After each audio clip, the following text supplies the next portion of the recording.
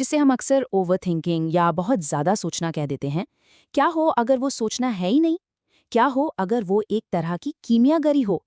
मतलब एक ऐसी कमाल की प्रोसेस जो हमारे साधारण से ख्यालों को एक असाधारण समझ में बदल देती है। चलिए इस अनोखे नज़रिए को ज़रा और करीब से समझते हैं। क्या मन कभी शांत ही नहीं होता? ऐसा लगता है जैसे विचारों की एक लहर है जो कभी रुकती ही नहीं। हर बात का विश्लेषण करना, हर चीज पर सवाल उठाना, हर पहलू को टटोलना। अगर ये सब कुछ बहुत जाना पहचाना लग रहा है तो आप बिल्कुल सही जगह पर हैं।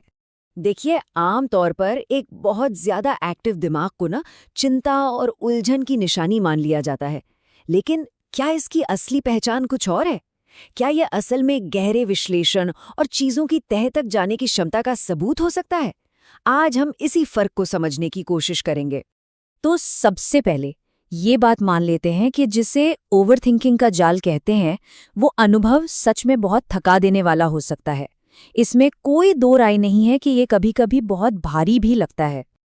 और ये भावनाएं कई लोगों के लिए बहुत आम हैं, जैसे खुद पर शक के घेरे में घूमते रहना, या फिर एक छोटे से फैसले पर घंटों सोचते रहना कि क्या करें क्या ना करें, या किसी गुजरी हुई बात को मन में 1000 बार दोहराना। ये सब उसी मानसिक कश्मकश का हिस्सा है जिसे हम अक्सर चिंता से जोड़ देते हैं। लेकिन अब यहाँ से कहानी एक नया मोड़ लेती है। जरा सोचिए, क्या हो अगर इस मानसिक आदत को हम एक कमी की तरह देखना बंद कर दें और इसे एक खासियत, एक फीचर की तरह देखें। एक ऐसी ताकत जिसे अगर सही दिशा दी जाए तो वो कमाल कर सकती है। इस नए नजरिए का जो सार है ना, वो इस एक लाइन में छिपा है कि ज्यादा सोचना दिमाग की कोई गड़बड़ी नहीं है, बल्कि उसकी लगन है। ये एक ऐसे दिमाग की निशानी है जो किसी भी बात को अधूरा नहीं छोड़ना चाहता और हर पहलू, हर डिटेल, हर नतीजे की बारीकी से पड़ताल करना चाहता है। तो चलिए एक काम करते हैं, इस एहसास को एक नया नाम देते हैं। जिसे अब तक चिंता समझा गया, उसे बौद्धिक भूख कहें तो कैसा रहेगा? ये डर नहीं, बल्कि दिमाग की एक गहरी प्यास है, जटिल चीजों को समझने की, उन्हें सुलझाने की और सच्चाई तक पहुंचने की प्यास। तो सवाल ये है कि दिमाग के अंदर ये सब होता कैसे है? वो कौन सी मशीनरी है, कौन सा इंजन है जो एक जटिल दिमाग को इतनी ताकत देता है? चलिए जरा इस इंजन को समझते हैं। इसका पहला हिस्सा है संज्ञानात्मक जटिलता। देखिए, इसका मतलब उलझना नहीं है, बिल्कुल नहीं। इसका मतलब है किसी भी मुद्दे को एक ही समय पर कई अलग-अलग और बहुत बारीक नजरियों से देखने की काबिलियत। ये कुछ ऐसा है जैसे दुनिया को सिर्फ काले और सफेद में नहीं, बल्कि उसके हजारों रंगों में देखना। और फिर आता है दूसरा हिस्सा, संज्ञानात्मक चिंतन।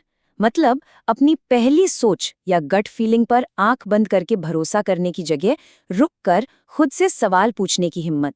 सच कहूं तो ये बौद्धिक ईमानदारी का सबसे ऊंचा स्तर है, जो हमें अपने ही पूर्वाग्रहों का गुलाम बनने से बचाता है। और अब सोचिए, जब ये दोनों ताकतें, संज्ञानात्मक जटिलता और संज्ञानात्मक चिंतन, एक साथ मिल जाती हैं तो एक बेजोड़ कॉम्बिनेशन बनता है। यही वो नींव है, वो फाउंडेशन है जिस पर गहरी से गहरी और मुश्किल से मुश्किल समस्याओं को सुलझाने की इमारत खड़ी होती है। तो ठीक है, ये सब दिमाग के अंदर की बातें हुईं, पर असल जिंदगी में इस दिमागी स्टाइल के फायदे क्या हैं?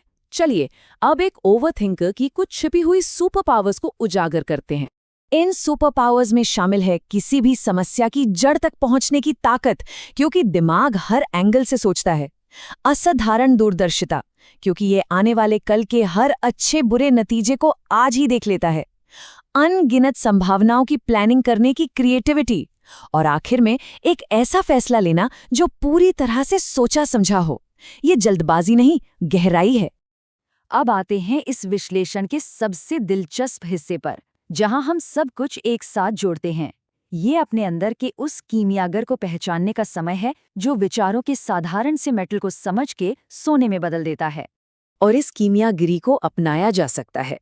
पहला कदम, अपने मन की बातचीत को बस एक दर्शक बनकर देखिए। दूसरा कदम, उसे फौरन चिंता का लेबल देने से बचिए। तीसरा, उसे एक नया बेहतर नाम दीजिए, जैसे कि डीप प्रोसेसिंग। और आखिर में इस गहरी प्रोसेसिंग से जो समझ और ज्ञान निकले ना, उसे अपनी ताकत बनाइए। तो यहाँ सबसे बड़ा टेकअवे ये है कि एक अति सक्रिय दिमाग कोई खराबी या सिस्टम का बग नहीं है। नहीं, ये एक वर्ल्ड बिल्डिंग इंजन है। एक ऐसा शक्तिशाली इंजन जो नई संभावनाएं बनाता है, गहरे कनेक्शन जोड़ता है और असाधारण समझ पैदा करता है। और जाते जाते बस एक सवाल, ये जानने के बाद कि हमारा मन गहरी पड़ताल और विश्लेषण के लिए बना है, जरा सोचिए, ये नजरिया हमारे अगले बड़े फैसले लेने के तरीके को कैसे